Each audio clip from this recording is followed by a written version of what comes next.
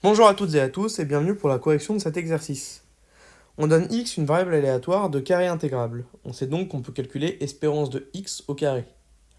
On veut montrer que la fonction f qui va de R dans R et qui a a associe espérance de x moins a, le tout au carré, atteint son minimum et le calculer. Alors, pour tout a appartenant à R, f de a est égal à l'espérance de x moins a au carré, qui vaut, si je développe dans mon espérance de x carré moins 2ax plus a au carré.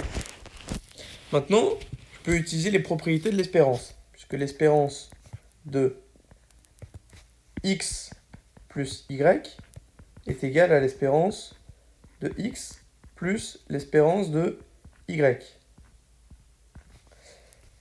Égale donc espérance de x carré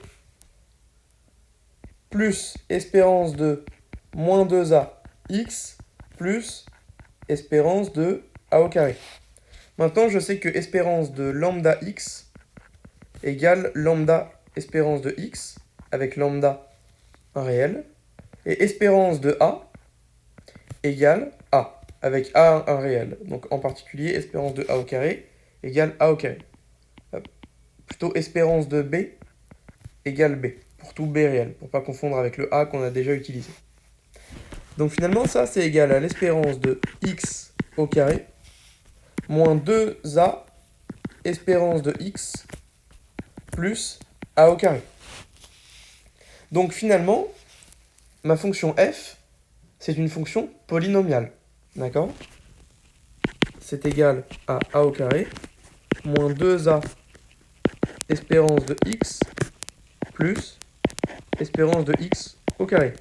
Puisque moins 2a espérance de x est une constante, espérance de x au carré est également une constante. Cette fonction admet donc un minimum. Pourquoi? Puisque c'est une fonction polynomiale de coefficient dominant positif et de degré 2. On peut l'étudier. Elle est dérivable et pour tout a appartenant à R, f' de a est égal à 2a moins 2 espérance de x. Alors, f' de a est donc strictement positif si et seulement si 2a moins 2 espérance de x strictement positif. Donc si et seulement si a est plus grand que espérance de x. f' de a est strictement négatif si et seulement si a est strictement inférieur à espérance de x de la même manière. Et f' de a égale 0 si et seulement si a égale espérance de x. Donc finalement, ma fonction f, elle est décroissante sur moins l'infini espérance de x. F est en revanche croissante sur espérance de x plus l'infini.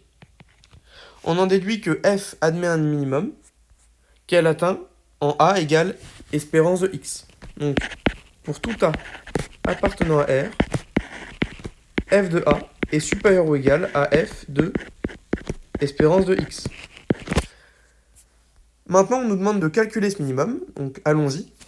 F de espérance de x, c'est égal à espérance de x moins espérance de x au carré. Et ça, c'est autre que la variance de x, par définition même de la variance. On n'oublie pas que la définition de la variance, c'est variance de x égale espérance de x moins espérance de x au carré. Et on peut retrouver la formule que vous utilisez souvent en développant.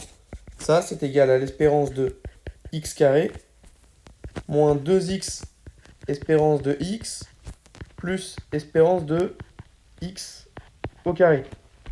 c'est égal à espérance de x au carré. Alors, 2 espérance de x, c'est une constante. Il nous reste donc 2 espérances de x, que je peux sortir, multiplié par l'espérance de x.